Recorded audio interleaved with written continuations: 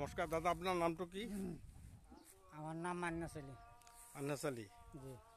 আপোনালোকে জলসিঞ্চন বিভাগৰ পৰা অসম চৰকাৰ তথা জলসিঞ্চন বিভাগৰ পৰা যিটো আপোনাৰ সোলাৰ পালে ইয়াৰ পৰা পানী লৈছে।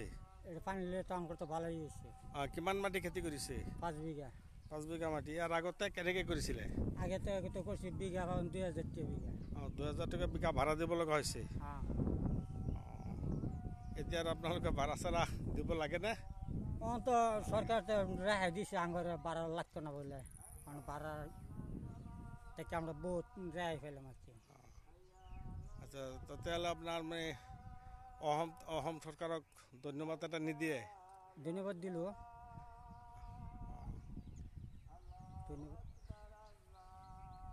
কওক, আৰু আপুনি কিবা ক'ব? ঠিক আছে, খেতি হৈছে বৰ ভাল, ধুনীয়া খেতি হৈছে।